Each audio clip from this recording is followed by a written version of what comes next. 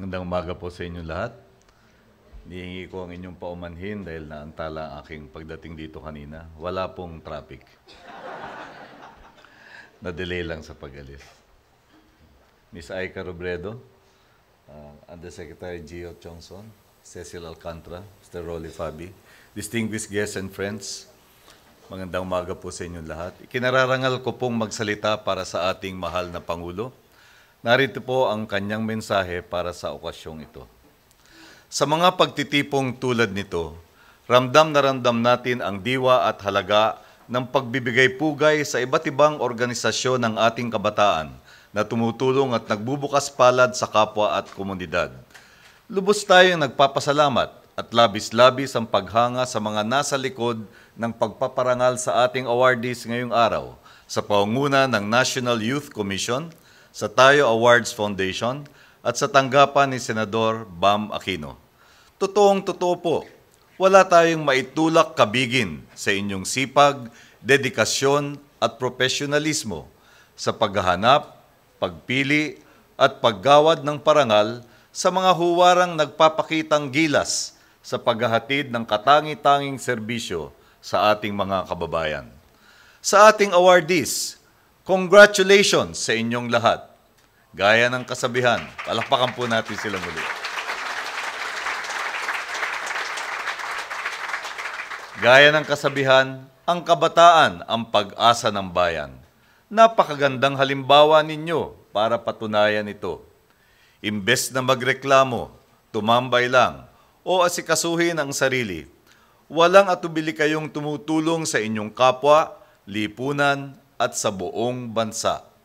Sa mga gaya ninyong kabataan, talagang sumusulong at umaarangkada ang ating bayan. Ramdam na ramdam sa kasalukuyan ang transformasyong nagaganap dahil sa pakikisa ng mas nakararaming Pilipino sa napakaraming aspeto sa larangan ng ekonomiya, infrastruktura, trabaho, edukasyon, kalusugan at serbisyong panlipunan. Nakikita ng mamamayan, bata man o matanda, sa Luzon man, Visayas o Mindanao, ang positibong pagbabago.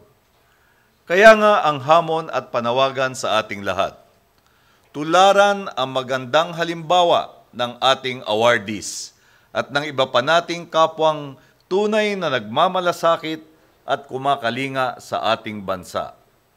Huwag kayong mapagod maglingkod, magsilbi at gumawa ng mabuti.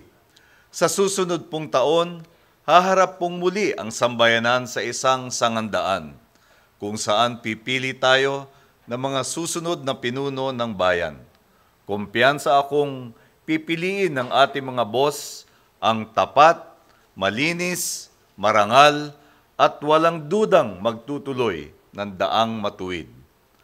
Ang mensahe natin, walang forever para sa korap at sa ating may paghihirap. Simple lang ang pangarap ko, ang ipamana sa mga susunod na henerasyon ang isang bansang di hamak na mas maunlad, mas mapayapa at mas matatag kaysa ating dinatnan.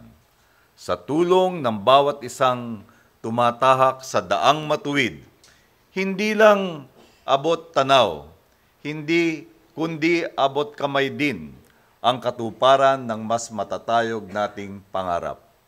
Muli, congratulations sa ating Tayo Awardees at mabuhay ang kabataang Pilipino. Marami pong salamat at magandang umaga sa inyong lahat.